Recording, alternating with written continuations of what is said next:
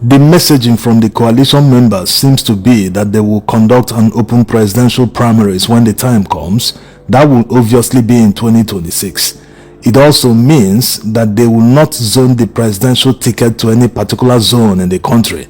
Anyone that feels is popular should just contest, and if he wins, other contestants are obligated to support him in the presidential election.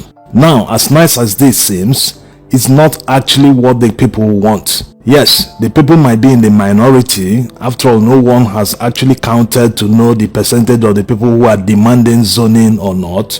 Now, P2B has sent a direct message to the coalition members asking them to zone the presidential ticket to the south in the interest of equity, unity, and national cohesion. Before we see the statement, remember, this is not the first time P2B is making a direct proposal to the coalition members. The other time, it was the fact that he would spend just one term in office, that 4 years is enough for him to make fundamental changes in Nigeria. Many people doubted this when P2B said this, but going by what the former governor of Lagos State, Lateef Jakonde, did in Lagos in just one term, you know that this is very, very possible. A serious leader can show the direction, he can stamp his foot on the ground and do the job, and he will get serious results. Another example is what is happening in Abia State. Under the current governor, Alex Otti, you can see all the works he's been doing in Abia State. In fact, many parts of Abia State, especially Aba, the commercial capital of Abia State, have become unrecognizable compared to how these places looked like a few years ago. So it's quite possible that a leader, when he decides to do something, not procrastination, saying we'll do this, we'll do that, but at the end of the day, we'll continue foot dragging or maybe blaming others instead of taking responsibility. All these are achievable under a very short time. Take for instance the insecurity that is ravaging Nigeria today. The military are well equipped, unlike the non-state actors and terrorists running around Nigeria. They can decide to end it in 1 week and it will end. It's a matter of giving a chase. Yes, they can control the skies, the ground, everywhere and give a chase until all of them disappear. Yes, but they don't want to give a chase. They don't want the insecurity to end, because maybe if it ends, all the security votes will also end. Now, let's hear what P2B said. P2B spoke in Ilorin at the second annual colloquium of Associate Professor Abdulmumin Yinka Aja. He was represented by the National Coordinator of Obedience Movements, Dr. Tanko Yunusa. He said, "Why should we have a northerner again when we can easily allow the South to complete their tenure to promote unity and cohesiveness? Afterwards, our northern brothers can take up their 8 years. We are urging this coalition to cede the presidential ticket to the South and let us finish this matter. I urge the coalition to seize this opportunity and avoid repeating the kind of political error that led to the late Moshood Abiola debacle." Obi has already stated that he will contest in 2027, whether we get the coalition ticket or not. So we are not even contemplating whether or not he will run. But when we get to that level, the platform will be revealed. Considering the fact that Yunusa Tanko is an insider, also doubles as the national coordinator of the Obedient Movement, so he knows what he's saying, and he must be saying this with the permission of P2B himself. So you can as well take it as Obi already has another party that he will use their platform in 2027. So it's not as if he's depending completely on the ADC and the coalition. No, it's just to fulfill obligations like we analyzed the other time, so as not to give people talking points when the time comes. They will now turn around and start blaming P2B for not joining the coalition, for making them lose the election in 2027. Also for aiding Tinubu to win. Yes, they will use these talking points when the time comes, but right now they are expected to do the right thing, to zone the ticket to the South. They are all playing ostrich, saying, it's an open presidential primaries, let anyone that feels is popular contest, and all other contestants must support the person where he wins. You see, even without ATIKU Abubakar hijacking the presidential primaries of the ADC, even without him spending dollars to buy delegates or even influence direct voters to vote for him, you cannot match them in this circumstance. Yes, anyone from the south cannot match them, no matter how popular the person is. This is simply because most of them in the north, they vote based on religion and ethnicity. Yes, even people who are campaigning for the north or ATIKU Abubakar can attest to this. They keep saying the north will not vote for Peter Obi. That's the problem there. When you are saying they won't vote for a southerner, is it a southerner that will vote for a northerner? Yes, we are not yet serious if people keep making this kind of argument. If you truly believe you want to save Nigerians from APC, why not use the opposition as someone who understands? You understand there must be zoning. You understand that there should be equity, fairness, and justice as the foundation for any political party. If you understand all these, why not use the opposition to introduce the southern candidate to your people? Yes, campaign for that person, despite the fact that the person is a southerner. Campaign for him in the north so that people can vote for him. Yes, stop telling Nigerians that a northerner will not vote a southerner. Are we not in one country? Why will a northerner not vote for a southerner? Is it out of hatred, or is it out of the fact that he doesn't know the person, he can't identify with him? Or you cannot market the person to your people. You cannot tell the people, this is what this man is doing. This man is a nice person. This is what he has done in the past.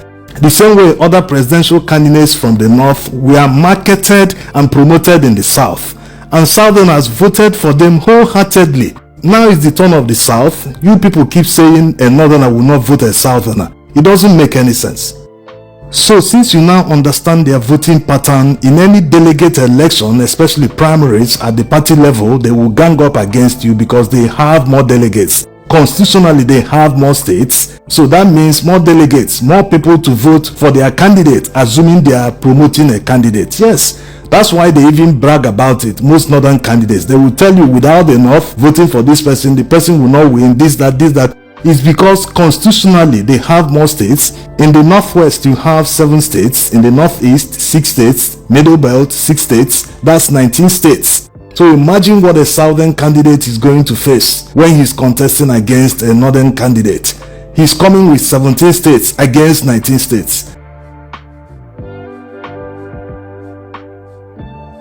So it's never a fair contest. This was why the founding fathers of many parties, especially the PDP in 1999, introduced zoning of political offices so that southerners will stand a chance in any presidential primaries. Without zoning, northerners will dominate. They will tell you go to the field, go to primaries, contest. They already know that constitutionally they have more delegates because they have more states. It's as simple as that.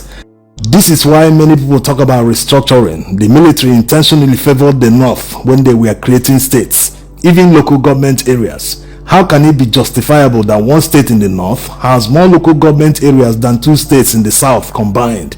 It doesn't make any sense. Even if you go by population, it can never be justifiable.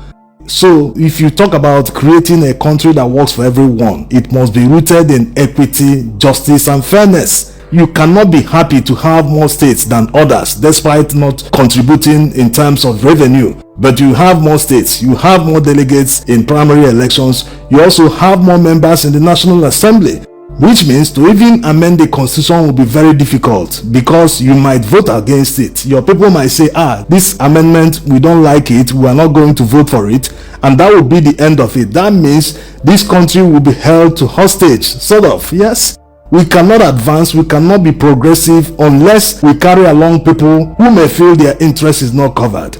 So these are the issues. Whenever they tell you contest and open primaries, this is where they are going. They know that they don't even need to bribe people. They don't even need to buy people with dollars. They will win it just by sheer numbers, just by more delegates, because they don't vote based on competence. What matters to most of them is that their man is there. Whether he performs in office or not, that's not their business. They just want their own person to be in power. This is why Nigeria still remains underdeveloped. The priority should be to vote a competent person who will work for everyone, who will make sure Nigeria works for everyone. But when people consider this is my brother, this is my ethnic man, this is this, this is that, then the country will be turning around in circles.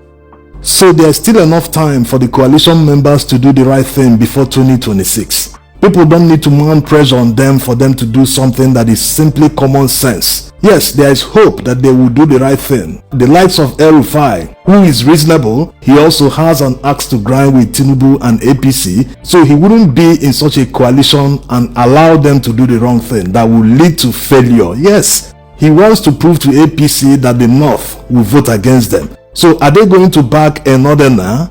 It will never fly in the South. If people even come out to vote in the South, a greater percentage of them will vote Tinubu, yes, despite the fact that they don't love him. That's the reality.